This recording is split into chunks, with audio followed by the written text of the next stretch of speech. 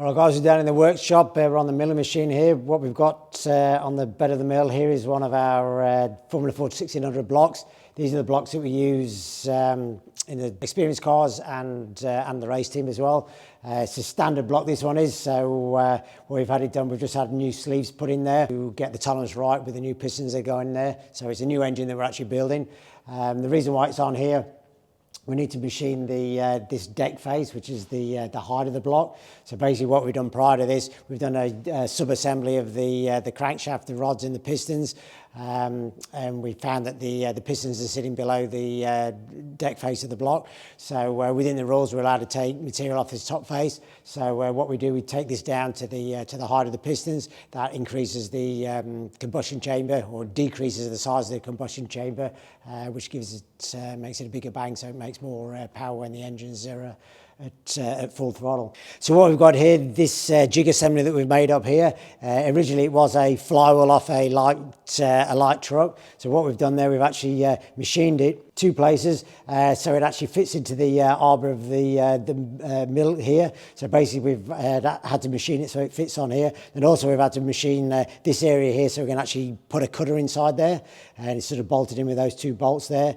The cutting tip on here, it's a very expensive one for cast iron. These are about sort of $200 each. It's a silicon carbide tip that just gives a really nice cut on the top of the surface of the block. The reason why we need to have something that's as heavy and robust as what this is because the surface on the top of the block here, we need to make sure that's as flat as possible. So in order to machine the material off here, the tool needs to be more rigid than what the block is. Obviously a block is fairly rigid because there's a lot of material there, but what we're actually machining it with needs to be 3 or 4 times stronger than that. So every time it goes around and spins and makes a cut, it doesn't actually move around and cause a little bit of chatter. If you get what's called chatter on the top of this surface here, it just gives an uneven surface, a bit like waves in the ocean. So the problem or the downside to that is when you put a head gasket on or try and seal things up, it won't seal up properly because the surface is not flat. So that's why we make this as heavy as what we possibly can. So when it rotates around, as you'll see shortly, it just takes one fine cut and the surface comes nice and smooth. So what we've got here, guys, we've got the control panel here. Basically with this panel here, this actually controls the speed and the rate of what the milling machine works at. We've got coordinates up here, so there's an X and Y coordinate. So when we move the bed here around on the lathe, that gives us the different positions. With what we're doing at the moment, it's not that critical that we need to use these at the moment. That's more for when you're actually drilling certain holes or wanting to machine certain things on these sides, not necessarily the top.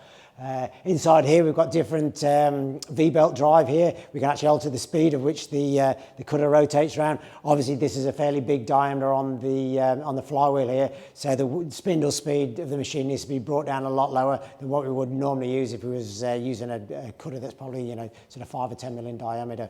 So showing you all the individual components about how the machine works, how we made this jig up to do the operation. We've got the block here. What we'll do now, we'll start the machine up and we'll show you the job in action.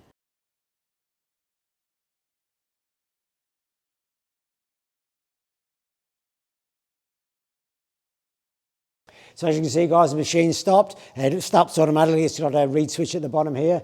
So basically now there's been one cut that's gone across the top of the block here. That surface is all nice and smooth. The finish looks smooth as well. There's no chatter marks in there, so that's really good.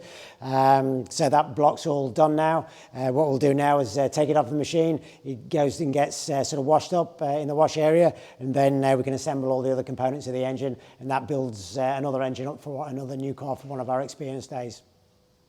So guys, if you've done one of our experience days and you're enjoying all this behind the scenes content, head over to our Facebook page. On there, there's our Stage 1 attendees group.